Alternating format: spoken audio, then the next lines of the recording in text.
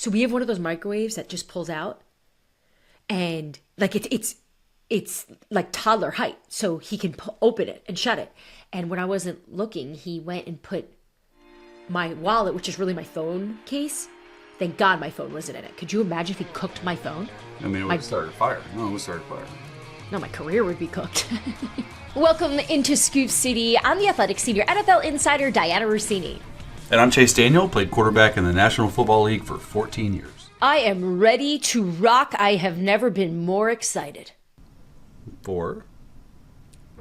It's actually not my quote. It's Travis Kelce. That's what Travis said before Thursday night's game. I was like, wait, are you that hyped? No, I am. I was like, did I miss something here? I am hyped because it's opening week, but also I have a little smidge of admiration for Travis Kelce at 33 years old, dating the biggest superstar on the planet, and he's up talking to the media a few hours before kickoff and is this amped up. The guy's won how many times, how many deals, how much money has he made, and yet here he is so refreshed, rejuvenated, ready to go for the three-peat. He's a beast. Like, I don't care what you say about him. Like, first of all, everyone loves him. When I say you don't care, everyone loves him because they love Taylor Swift. They break up, it's a different story. However, it's just so cool to see the guy, like, just doing his thing. He's so happy. The thing about Travis, like, I played with Travis. I was there in KC when he was drafted. And I just remember coming in like, this is a cool guy. The dude has not changed one bit. Like, he'll still text me every now and then, how you doing? Like, checking in. Like, people might think from the outside he's Hollywood, which he's got a lot of stuff going on. He's going to have a bigger career after he's done. He's going to become The Rock is who he's going to become after he's done. And he's just a normal cat. Like, that's what I like about him. So, man, he's one of my favorite players just for that reason. He's normal, but he's still playing at a high level. Yeah. And he's still committed to the game. Someone in the Chiefs building shared with me that after Thursday's practice, so as we know, before games, the Thursday practice is the hardest one, especially you're well aware of that. And after meetings, everyone left the building. It was pretty emptied out there at the facility. And guess who was in the training room working with bands and doing extra work? Travis freaking Kelce. There he is, one of the last players to leave. So he cares. He cares. He does. And he takes it personal too, Diana. Though he takes it personal. Like let me just say something. When people are like, oh, he's washed up, he's getting old, he's doing that, he's doing this. Man, he takes it personal. So I wouldn't be surprised if he has another 1,000-yard receiving season. Wow. All right. So, look, his head coach, Andy Reid, who you played for, is certainly not under any significant pressure with the amount of success he had. But that's not the case for every team headed into this weekend, right? So just think about this. Over the last 5 seasons, an average of 7 teams have fired their coaches. So that's about roughly, let's just say 22% of the coaches lose their job. It is. It's always a lot. Correct. So I think we need to dive in to, let's just call it the 3 head coaches who are under the most pressure before we even kick a ball, before a pass is even thrown, who are going to be feeling the heat and really have to get their team in the win column here consistently. They're in the hot seat. They're flaming hot. It's flaming hot on their seats. Look, you said it. I didn't. Aggregators are going to come at me if I call it hot seat. They won't come at you. It is a hot seat. Call it what it. No, you know what? Come at me. It is. We are talking about the coaches that will get fired if they do not play and win and get a playoffs. Like, let's be real. It's a high pressure situation. So we'll get to that in a minute. And then finally, after spending the whole summer talking about all these different teams and the additions, the subtractions, the good, the bad, the ugly, finally on the record, not over text, not over FaceTime, you and I are actually going to name the teams that we believe are going to play in the Super Bowl. I think I know who you're picking because I know you so well now. I've never done this before, though. You don't know who I'm picking? I know. I've never done it before, though, so I'm excited about this. I put some thought into this. You've never made Super Bowl picks? You've never made picks? I worked on... No, because you don't do it as a player. And then last year I worked at NFL Network, only worked 1 day a week on Fridays. But we actually just picked our division winners in the NFC, so I'm locked and loaded. Oh, you're locked and loaded. All right, and just remind those listening and watching us, Chase played for Sean Payton, Andy Reid, Doug Peterson, Matt Nagy, 6 different teams. So he's been in a lot of different cultures, and you've been around a lot of different type of decision makers with different styles. So I've seen it all, Diana. You'd be surprised at some of the oh, I things know. I've That's seen. why I'm looking forward to getting your reactions to some of the information I've uncovered. So let's get to it. Here's what I'm hearing around the league.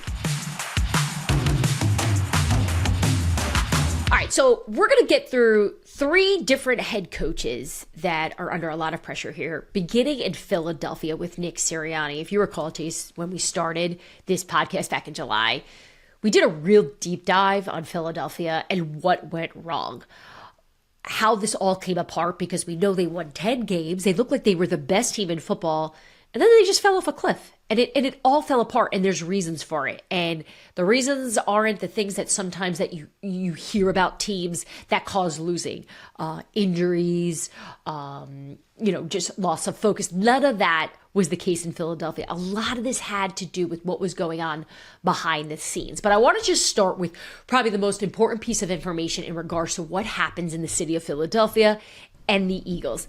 And that's General Manager Howie Roseman has all the power in the decision making. You played in Philadelphia yourself. That's how he was when I was there. He's the guy. The buck stops there. Yeah, so he's the one that makes all the decisions. And I think it's important to shed some light too, that's not always the case in every organization. Sometimes the head coach has a little bit more juice, like in San Francisco, Kyle Shanahan makes all the decisions. The Denver Broncos, for example, Sean Payton 100%, makes all the decisions, right? So it really just depends on the personalities and the type of juice that they're bringing to the organization.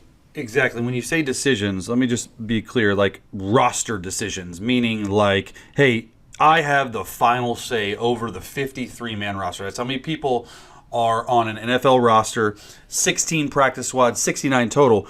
But that 53 is very, very near and dear to most GMs. Most GMs are like, that's their job, and it's a collaborative effort. But Sean Payton and some of these coaches you were talking, Kyle Shanahan, they have control over the 53. Yes. So after their loss to Tampa in the wild card round, there were very serious conversations being had in that building between owner Jeffrey Lurie, GM Howie Roseman, about the direction of this team, where they wanted to take it, where they wanted to go, where it went wrong, and what they wanted to do with Nick Sirianni.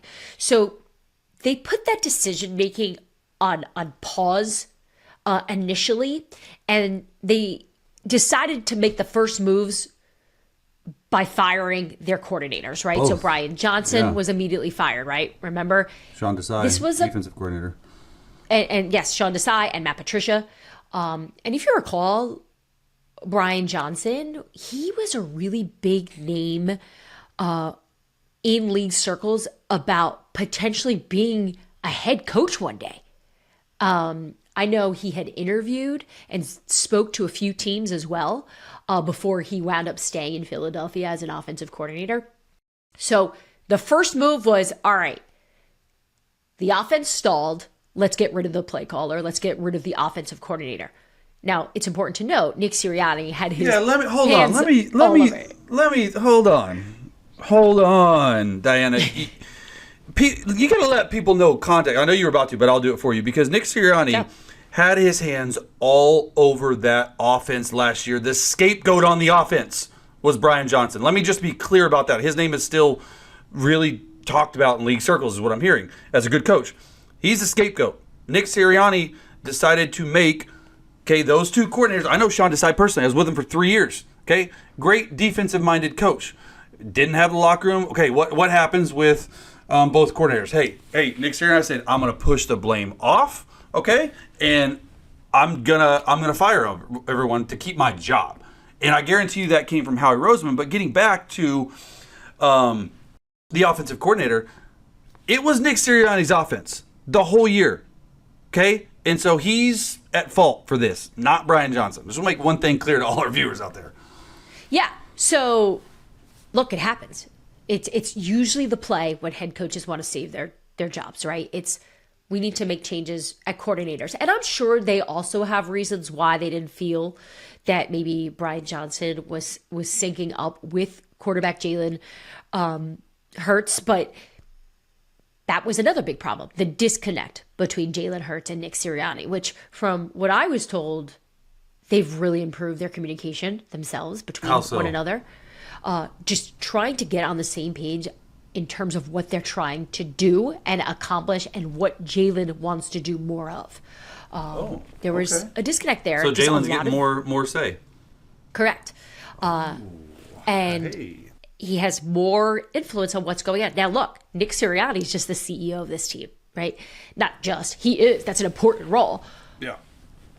But when Howie Roseman hired the new offensive coordinator, Kellen Moore, and the new defensive coordinator, Vic Fangio, the thought was these two coordinators are going to run that side of the ball, right? Kellen's going to take care of the offense. Vic is going to take care of the defense. And Nick will just oversee and just play that head coaching role like we see John Harbaugh, right? You see in Baltimore, he's not calling plays. He's not involved. He's just overseeing his coordinators.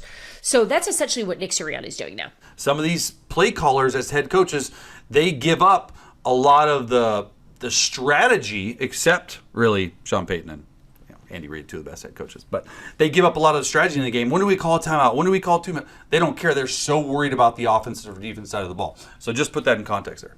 Yeah, and it comes with a lot of responsibility because they're managing a lot of different things, which is why we have seen Sean Payton and Andy Reid make mistakes. Andy made a mistake against the Detroit Lions last year in the opening game. Yep. So it happens, and it's a heavy weight to carry, but now Nick Sirianni's not going to have to do that. He is just going to oversee all of it. So here we are now talking about, all right, well, Sirianni's job status at this point. They've played every hand here. They fire the coordinators. They promote him up, so to speak, to be the CEO overseeing it all. So in terms of the pressure he's under, I can tell you that in that building, they believe they have put together a championship roster.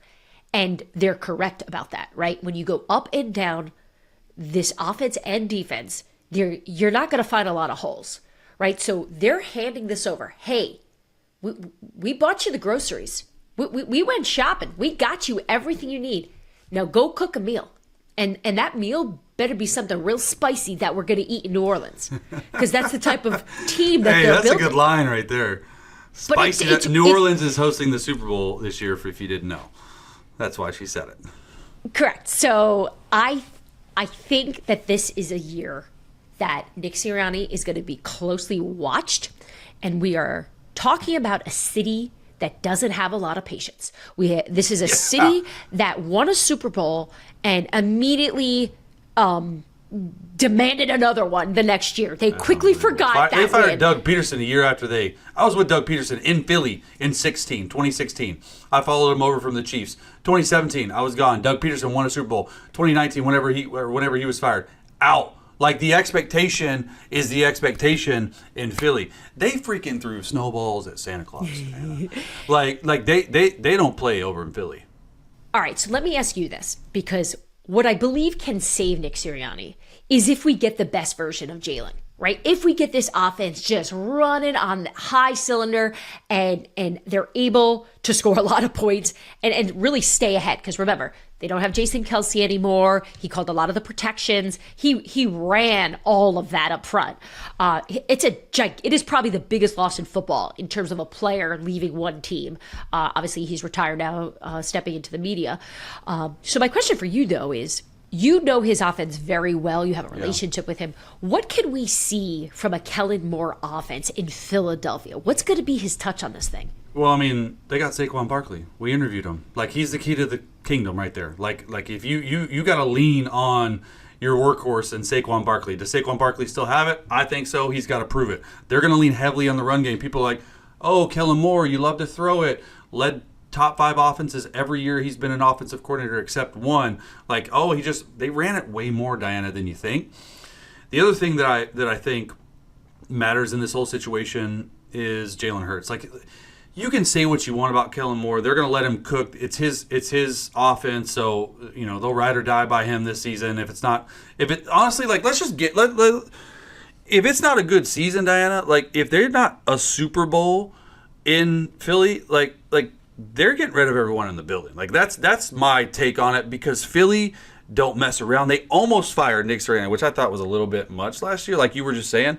I think it's Super Bowl or bust, truly, for Philadelphia Eagles. Specifically Jalen Hurts, I know for a fact in that building right now, they are doing everything. And when I say they, Kellen Moore is doing everything he possibly can to make Jalen Hurts better. Remember, Jalen Hurts is only 26. He's continuing to develop and grow in his awareness of what is expected out of him in the offense. The 3 things they're working on, which I see it on film all the time. And I know this because I got people in the building that tell me this. Progression passing. Okay, staying in the pocket, not getting out too early, using your legs. He was hurt down the stretch. People don't remember that after that really good start. Okay, when I say progression passing, this is what I mean. I mean, you're sweeping the board. You're looking at one receiver. Is he open? No. The second receiver in the read. Is he open? No. Okay, throw it to the third. I haven't seen that out of Jalen. Jalen's a 1 read, 2 read. He knows he can scramble. I think that's going to be huge early on in this season because Kellen Moore's offense is like that, is a progression-based offense. The other thing, a lot of shotgun in Kellen Moore's offense. The drop consistency and timing. Chase, what's a drop? A drop is literally when you get the football and you're dropping back trying to throw the football down the field. You got to marry the concepts of Kellen Moore's offense with the footwork of the quarterback. If that is not the case, you will run into some issues. And the other thing, Dianna, you're on it today. You mentioned it. Losing Jason Kelce is a huge, huge loss. It's a huge thing for them. Kelce, okay, at the line of scrimmage was an absolute weapon. He would control the protections. Jason Kelce ran all that. It's going to fall a lot on Jalen Hurts this year. So consistency in actually getting to those pieces of the puzzle for him is going to be the key to the season, not only for the Philadelphia Eagles, but for Nick Sirianni as well. I really appreciate that you can go through all these things and then also have the voice of those wondering. You can do everything, Chase. But you bring up progressions, and I've always wanted to ask you this, because we've discussed and broken down quarterbacks' inabilities, and I've heard this before. They can't go through their progressions. And you point out that Jalen didn't do that well in years past, but he's going to have to in Kellen's offense. So how does a quarterback learn to do that? What do you think Kellen's doing with him? I think it's just practice. I mean, that's all it is. The offense is so different now under Kellen than it was in past years. But I think when it comes specifically down to Kellen Moore, just drilling it, like just pure old fundamentals, backyard football, getting out onto the field and saying, hey, Jalen, is he open? No. Go on to your next progression. And just understanding, like, at the back of your head, you got to understand you play quarterback, not running back. You can always fall back on your running ability, but you are paid $220 million or whatever the heck it was that he was paid to play quarterback. A quarterback in the National Football League in Kellen Moore's offense, he's a point guard. He passes, he shoots, he scores, he gets it to those 3 receivers, to Saquon Barkley. That's how I think you can do it. Well, if you're listening to this, then you heard us lay out that these coordinators are in the position that they're in because Howie Roseman picked them. He's the one who selected them. So maybe you're going, well, if this doesn't work, it's going to be on Nick Sirianni, and it will not be on Howie Roseman. So, but hold on, before we move on, because I think this is like the top topic. I know we got some other coaches, but in my opinion, though, Dianna, I understand they want to win. Try to find me another head coach that's as good or better that's going to be free to go to the Philadelphia Eagles. You're forgetting, like, not you. People are forgetting that, like, yeah, he's on the hot seat, and I agree, like, he's got to win. But then I go to my thing, and I'm like, well, who's better? I can't name you one coach that's available that's better than him. He's that type of guy. So it's just going to be an interesting dynamic for Philly if they don't win.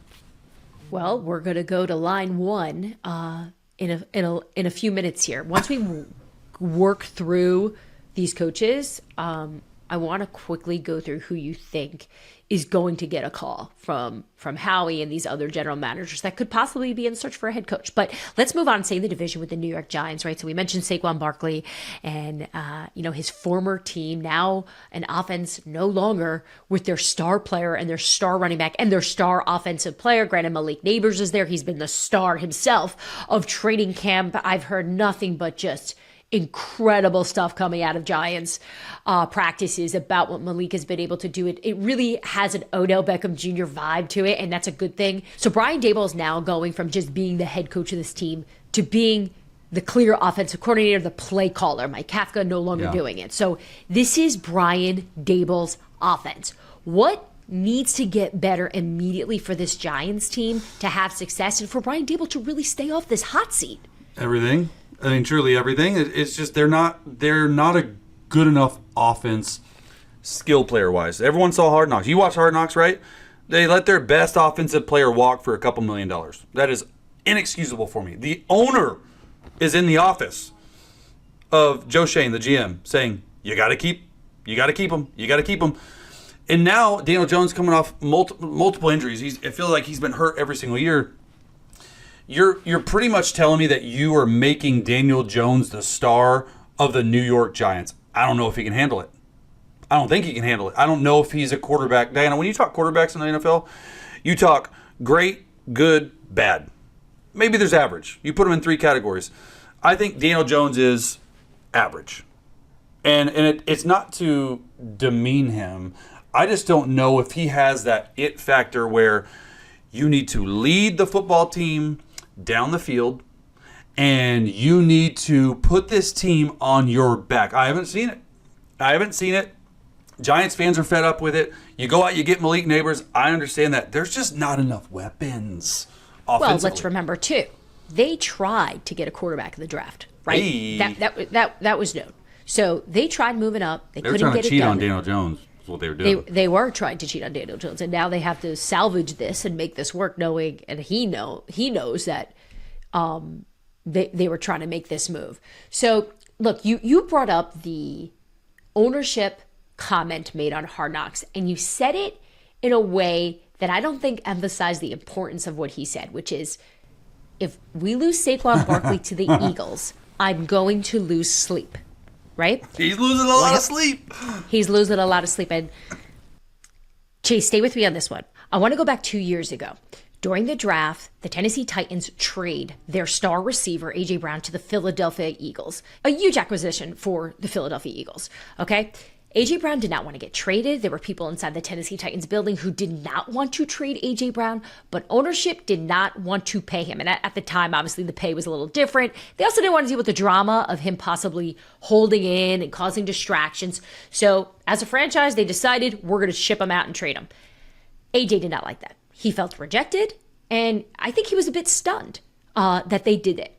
So fast forward to the season, and the Philadelphia Eagles are playing the Tennessee Titans, and I'm at the lake, and I'm on the field, and I'm talking to people, and the Tennessee Titans were completely prepared for A.J. Brown to go off, knowing the emotion that was going to be part of the game, A.J. playing his former team.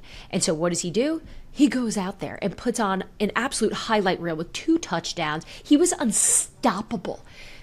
Chase, it was borderline uncomfortable for me to just watch, knowing that he embarrassed them at home in the link. And so the reason why I'm telling you that story is, what if this happens to Philadelphia again, where they're in a position where Saquon Barkley, the former Giant, oh my gosh, and Saquon runs for over 150 yards, gets like 3 touchdowns. You're telling me ownership is going to sit there and go, you know what, Joe Schoen? You're right. We shouldn't value the running back position. We shouldn't value our offensive weapon. I'm glad I trusted you, Joe Schoen. I'm glad I believed in what you're doing, Brian Daboll. There's no way. I'm curious how this will play out, because I can tell you, John Robinson, the general manager of the Tennessee Titans, was fired the next week after that game. Look, it reminds me of a situation I was in Detroit, honestly, the Brian Daboll situation, and that was the Matt Patricia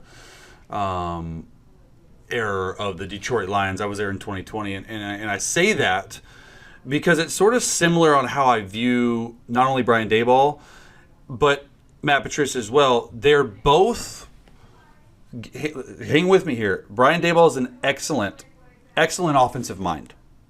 Matt Patricia, defensively speaking, is one of the brightest coaches I've been around. Like, scheme, talking ball, like he's interactive. But both of them, they don't make good head coaches for whatever reason. There's got to be that CEO type vibe with Brian Daboll, and I don't think he has it. And that's exactly what happened with Matt Patricia when he was on the hot seat. He got fired during the season, Diane. I think it was like 6 or 7 games in. It was the weirdest year of my life for a couple reasons. One, moving our whole entire family to Detroit during COVID. Not getting to go outside really and see the town of Detroit. We lived up in Birmingham, Michigan, and the facility was just weird. We had our meeting room on the grass, and the one thing that I worried about was like, is Matt Patricia going to be able to like get underneath the shadow and get out of the shadow of Bill Belichick? And he was never able to. Like he tried to be too much like Bill Belichick. And I don't know if that's what's happening with Daboll trying to be like Sean McDermott or anything like that. But I will say it was the craziest time in Detroit because Matt Patricia didn't know how to handle a football team. Like it was weird. Like one-on-one you could talk to him, but when you talk to him in a football team, I don't know that about Brian Daboll, but in my opinion, that's how I view it. No, you make a good point. Just because you're a great coordinator doesn't always mean you're a great head coach, and we've seen it year after year. My biggest concern for Brian Daboll and Joe Schoen are their emotions. Okay, so I've heard enough stories from that building about both of them being emotionally unhinged at times. Okay, so when I say that to you as a former player, though, you've been in buildings when you have fiery coaches. I'm okay with fiery. Sean Payton is a lunatic. He was your coach. That's a quote of the century right there. In all the good ways. But he's emotionally sound when it comes to decision making and when it comes to managing situations from my experience at covering him.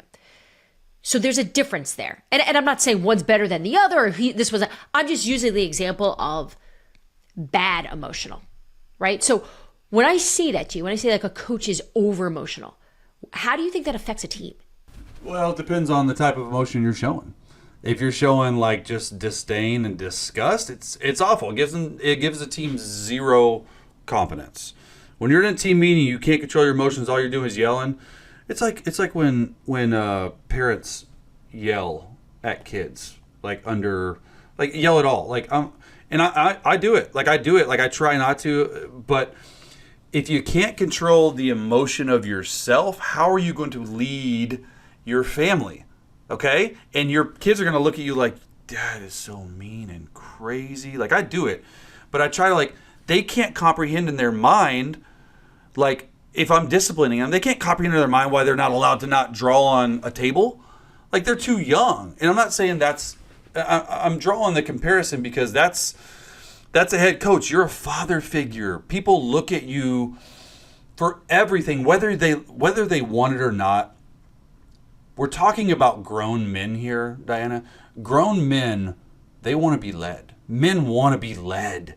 And you can't do it from a state of confusion or disarray or irregulation or anything like that. And so that's what I take from my head coaches. They're so good at talking. They don't get too high with the high. They don't get too low with the lows. And I put that into my family atmosphere as well. Trying not to. I do believe that has to be one of the best characteristics you could have as a great leader, is having that emotional control, whether that means in front of the team, whether that means in a team meeting, whether that means over the headset, right? Because we've seen Brian Daboll on the sidelines. We've seen some explosions. You don't want to see Sean Payton on the headset. You said he's regular. Oh my gosh. But he has told us before too that's not good, right? It's trying to control it. It's not easy. So I do think that's something that has to be improved in order for them to have success. So Brian Daboll as our number 2 coach that we think is under a lot of pressure to make this work, especially because, like we just mentioned in Philadelphia, he's played every card here in order to make this work. He's now taking over the play calling. That's usually what we see head coaches do. They're just doing a little bit of opposite the way Philadelphia is doing. He's now going from being the head coach to the play caller. So, all right, Chase, the third coach we need to talk about is New York Jets head coach Robert Saleh. And this is a situation where everyone is on notice. I'm talking the coach. I'm talking GM Joe Douglas. I'm talking about quarterback Aaron Rodgers. This is a must-win season for everybody in New York. And look, we have gone over the dysfunction of the Jets last season multiple times. Zach Rosenblatt and I wrote a piece about what happened there, how difficult it was to communicate in that building, how it felt at times they were giving up, how poorly they managed the Zach Wilson situation. There are so many stories, so many leaks coming out of the New York Jets organization. And it really starts with some of the problems with Robert Saleh's leadership last year. Things that have been addressed, things that he's improving on, things that he's working on. But that doesn't help his case, not with the roster that you're seeing in New York. When you're taking a look at the Jets now, understanding the dynamics here, which is Aaron Rodgers is the show. Aaron Rodgers is the team. He's the head coach / quarterback.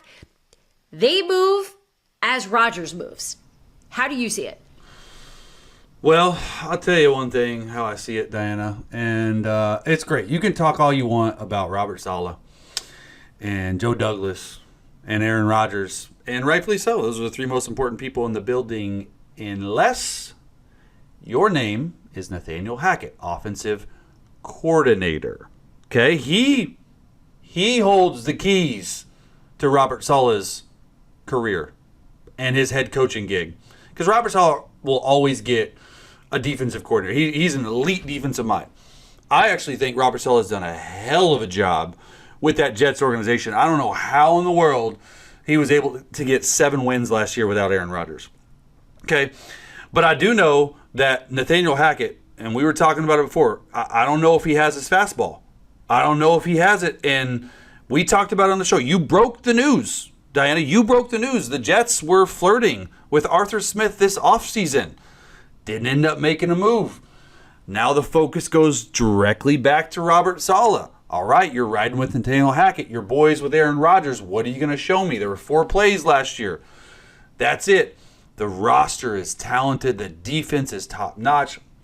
Everything, and I mean everything, hinges on Nathaniel Hackett and Aaron Rodgers getting that relationship going. And I truly think if they don't make the playoffs or a deep run, like, Robert Saleh's out of there. Look, I think the fact that they even reached out to Arthur Smith to perhaps have him come in here and be another offensive brain, who knows if that would have meant a full play calling responsibility, because we've known Aaron Rodgers wants Nathaniel Hackett to be that person. But I can tell you there was an understanding between Nathaniel Hackett and Aaron Rodgers that maybe they need somebody else. It may be time. It's okay. Well, Arthur Smith obviously winds up being the offensive coordinator in Pittsburgh. So they're going to have to figure out how to make this thing work because Nathaniel Hackett, of course, is still there. And the play caller and the most comfortable, we'll call it blanket, for Aaron Rodgers, just because of their experience together and understanding of what the other wants, and really the power that Aaron Rodgers has in terms of the decision-making on offense, because he has final say on everything usually. And that's not going to change, right? In regards to the Jets, it's not like they're pulling back on Aaron Rodgers' power. They should give him the power. He's the one that understands what it takes and how it looks to win games.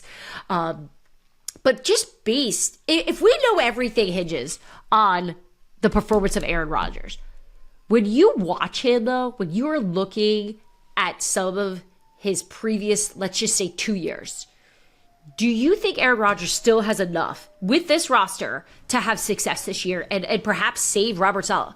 Well, okay, it's context of the question. What's success? What is success for you? The playoffs. Okay. Maybe. And I haven't seen enough of them. The last time we saw him, Diana, was 2022. Okay, down the stretch, the last 7 games, he was 4-3 in 2022. Okay, 9 touchdowns, 8 interceptions. Didn't have a QBR, quarterback rating, over 53. He wasn't good. He did not play good. He had a thumb issue. I get it. And then you go to the last year. He played 4 plays. He didn't play any in the preseason. He played 4 plays, Diana. Okay, so that's 2 years on an aging quarterback. He'll be 41 in December. That's a cutoff for me. His quarterback age is 42. Like, he's almost that age. Can he prove to me and prove to himself? He don't really care about me. can he prove to himself that his left Achilles is great? Like, is it the age? Is it the injury? Like, what is it? I just think that it's going to be a big deal. He hasn't been good enough. I think they've surrounded him with the right weapons, but I don't know if he's been good enough. Well, the Jets own the NFL's longest active playoff drought, having failed to make the postseason since 2010. 14 years. Let me, that's a lot, actually. 14? If Robert Saleh gets fired, do you think he would get a DC job? Oh, yeah. Immediately. He's good. Absolutely. I agree, too. So going back to what we were really talking about throughout this was sometimes coordinators don't always make the best head coaches. So with that in mind, right? So we went through Nick Sirianni, Brian Daboll, Robert Saleh as the three coaches we're watching as they need to win, and they need to win now. Because ownership, Jeffrey Lurie, John Mara, Woody Johnson are going to pick up the phone and start calling around when the losing begins to add up. Here are some of the names that we're going to start to hear if these teams start losing, right? And it's already started, actually, which is I'm already going to tell you. I'm already going to tell you. Because they haven't even won anything or lost anything, and people are already saying these names, okay? Ben Johnson's going to get a job. He's going to get a job. I'm so glad you said Ben Johnson. It's easy. He's number one. It's not even close. Here's why I'm glad you brought Ben Johnson up. Because the last two coaching rounds for him have been a little peculiar and a little weird. Obviously, we know Washington was all in on getting him, and he pulled out. It just did not work. They wound up shifting and going with Dan Quinn. And the year prior, despite all the attention he was getting to become the head coach, he decided he wanted to stay in Detroit with Jared Goff. Right. So for the last two seasons, he has rejected opportunity.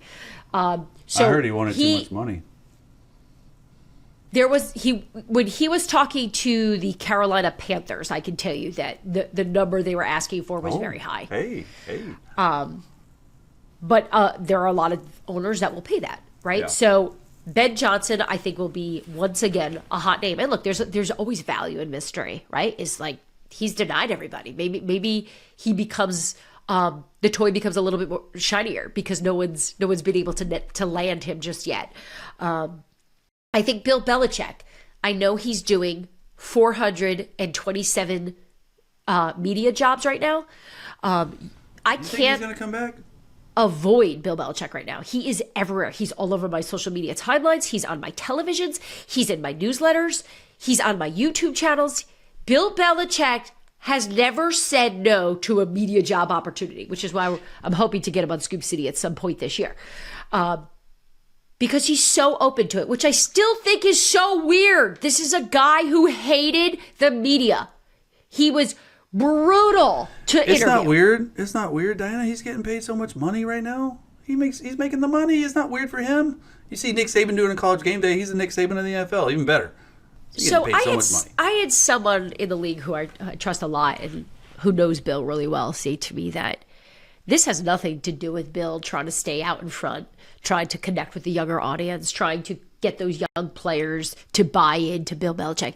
This is just the way Bill is sort of built in his head. He has to be doing something and he has to be contributing. It's keeping him busy. So look, is his heart all in on being a media star? I'm not sure, but it's certainly occupying him and keeping him close to the game. Then you have Tennessee Titans former head coach Mike Vrabel, who's staying in football by not being a defensive coordinator, even though he had multiple opportunities to take jobs after he was fired. He turned those down. He also interviewed for other head coaching jobs. If you remember, he went down to Atlanta, he went down to Carolina, and he was close to getting the job in Los Angeles with the Chargers. Really? Ownership has shared that he... If it wasn't Harbaugh, would it have been him? Hands down. No questions asked. What? Are you serious? I talked to people in the Chargers building. They loved him. Holy cow. So I think Vrabel's name is going to pop back up the second we start seeing teams struggle. And obviously the Chargers made the right decision, by the way, of going with Jim Harbaugh. That's the perfect marriage for him and Justin Herbert. But the fact that Vrabel made such a strong case, I I think is obviously credit to what he does and what he brings. And now he's just consulting in Cleveland. So he's going to be another hot name. And then you have Bobby Slowick in Houston, the offensive coordinator there, who is really done a great job. Obviously, CJ Stroud is outrageously talented, but he's another name that we're going to hear. So Bill Belichick, Mike Vrabel, Bobby Slowick, Ben Johnson are the 4 names I think we're going to start hearing come early November. Already. When the teams are having problems and the trouble begins. Here. So, and look, I do think the teams that look dysfunctional are going to be the ones that are drawn to the coaches that set culture, right? Because that's always the most important factor when you need to switch it up. Because this last coaching cycle, Chase, I don't know if you observed it the way I did. It appeared ownership was going for younger, newer, more relatable type head coaches versus the old school disciplinarian types. Obviously, with Bill not getting a job and not getting any opportunity outside of Atlanta. Yeah, passed over Atlanta. Because, look, Bill you get that a lot job. of baggage with Bill Belichick, though. But why does all baggage have to be bad? I think Bill brings an understanding, an experience. He might bring an understanding, Diana, but when you're a player, a young player, the way they're teaching them now in college with all this NIL money, you can't tell these young kids anything. And Bill Belichick is a disciplinarian head coach, and it's almost like he forces you to do things. The only reason people really enjoyed him in New England is because they were winning. The vibe around that locker room, not great. Not great because it's hard. Not great because he has high demands. Not great because... Not great because you can't... He's almost like a fear coach. Like, he puts fear in you. Like, he calls you out in team meetings. He does all this stuff. Like, I don't have an issue with it.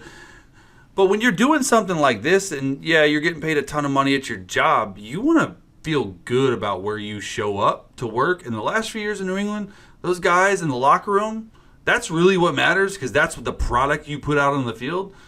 They weren't having fun. Yeah, and it's why you hear players that play for like the Sean McVays, the Matt LaFleurs, the D'Amico Ryans now, they fully embrace their style of coaching, which, by the way, also has levels of discipline in it. They are not easy coaches. Andy Reid is probably one of the last old school coaches in place right now. But he's got Patrick Mahomes, Travis Kelce, and Chris He's evolved, though. He's evolved. I don't know if Bill Belichick evolved.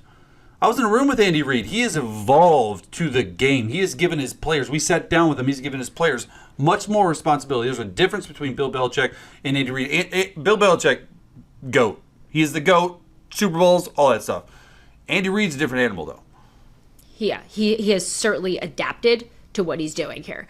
But it will be interesting to see Bill Belichick at his age, in his early 70s, if he's going to be able to get back into it. If Mike Vrabel, who's in his late 40s, he's still pretty young, very young, if he's going to get back, and which owners are going to bite and say, hey, fix this mess.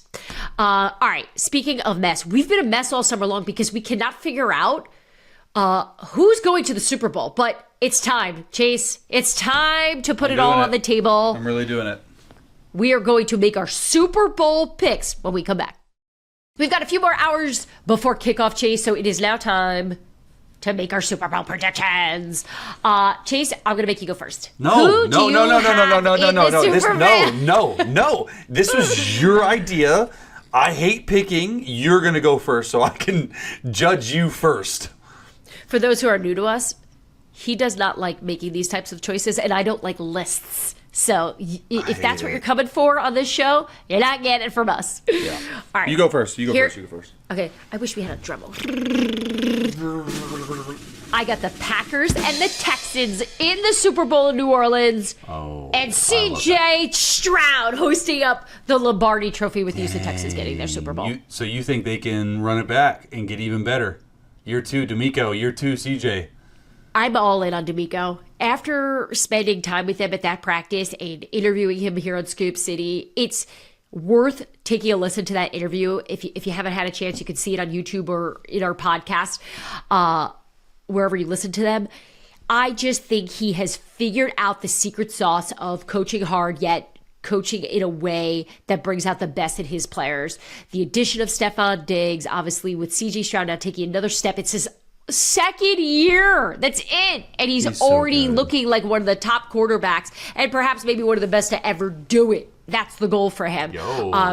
So I believe that this could be the season that we see Houston do it. And by the way, don't look over my Packers. You love the Packers. I do, actually. And that's exactly what leads me into it. I got the Green Bay Packers in the NFC, baby. Let's go, okay? But, like, come on. Who's winning the Super Bowl? Who's getting the three-peat? Who's never been done for? My Kansas City Chiefs over. Go, Pack, go in the Super Bowl. The Kansas City Chiefs do it. Travis Kelce, Taylor Swift is up on stage. She is holding the Lombardi Trophy at the end of the year at the after party. They're doing it again. She's on the red carpet again. I just think that the Kansas City Chiefs, Diana, they got better. How in the world did the whole league let Xavier Worthy, speed demon, speed threat, go to the Kansas City Chiefs? They love their receivers this year. Internally, they love them. Last year, wasn't the deal for them. What happened? They still had their Super Bowl champion banner hung, right? Like, they still won it. Their defense carried them. I don't think their defense is going to carry them this year. I think it's Patrick Mahomes' show. Last year, they won the Super Bowl. Patrick Mahomes' worst year ever as a starter. And they still won the Super Bowl. That's a scary thought for the rest of the league. But I got to tell you, the teams that I had in the inner circle a little bit, Detroit Lions, Green Bay Packers, obviously, who made it, and the Eagles. I know we talked about the hot seat, but if they can do what they say on that roster, I really think that's going to be the case for the NFC. Look for them to make a deep run. Cowboys, not so much. AFC side, it was almost the Bengals, Diana, for me.